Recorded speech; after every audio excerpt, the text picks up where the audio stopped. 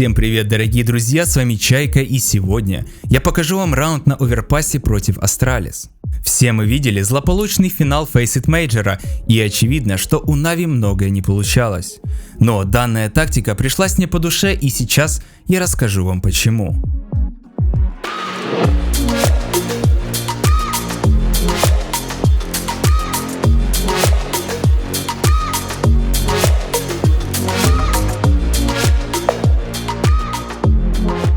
В начале раунда Эдвард и Флейми выполняют свой дефолт. Они держат левый фронт и среднюю линию карты, пока тиммейты максимально напрягают Б-сайд.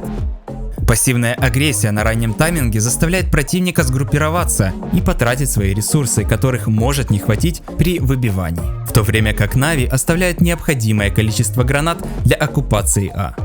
После шумихи на Б рожденный побеждать ретируется под мид и уже на среднем таймере получает большую часть карты. Они не опасаются, что им зайдут в спину, потому что после такого старта пушить монстр или воду было бы слишком рисково, ведь существует большая вероятность того, что Нави халдят и ждут ошибок противника.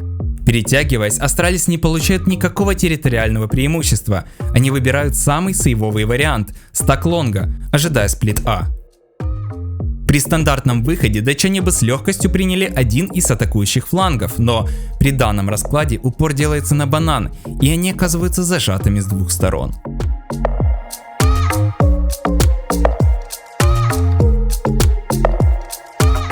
Simple дает дым в огонь Элика на Зиге, имитируя заход Нави на воду и отрезая желание Астралис пушить эту территорию. Он дает флэш, чтобы коты не простреливали монстр и ожидали раш-Б внутри плента. Молли на токсик по той же причине и флэш через верх. Далее Simple выдвигается на лонг. Зачекав туалеты, он оставляет Эдварда и стягивается на банан. Выходя первым, Simple получает флешку и прячется за клумбой, чтобы его не приняли аркадой в смог. Потому что если в этой позиции присесть и смотреть ровно вниз, то вас практически не видно. Далее он врывается в дым, который отбросили КТ, и чекает все, что находится за дымовой завесой. Только после этого Simple ставит плент, ведь имея время, лучше все прочекать, чем быть простреленным в смог. Флейми отрезает коннектор моликом и ожидает пуш вплоть до перетяжки тиммейтов. Продвигается закрывающим по миду, выходит через туалеты параллельно Симплу на банане, закидывает Грену в банк и смог между.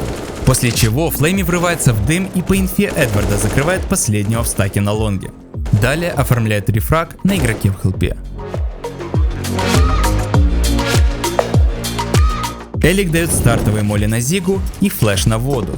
Выходит вторым на мид, кладет смок на хелпу и флэш в плент. Зайдя в сайт, быстро занимает тупик и по истечению смока минусует снайпера за грузовиком, уходя в размен игроку на хелпе.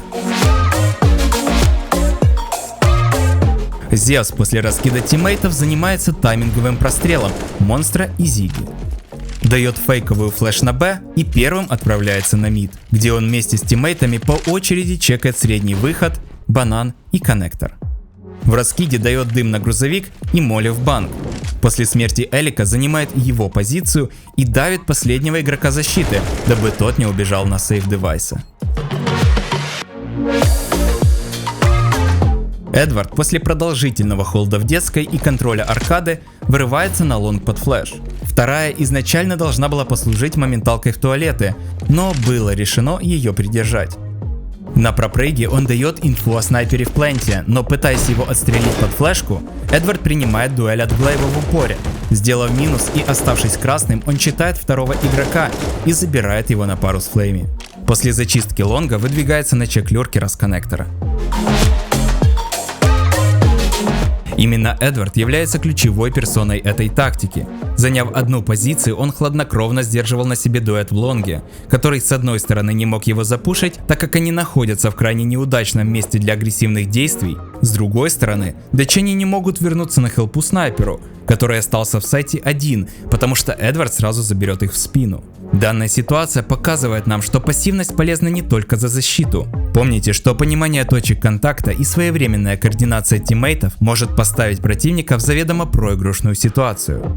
А на этом у меня все, спасибо за ваше внимание и увидимся через какое-то там количество времени.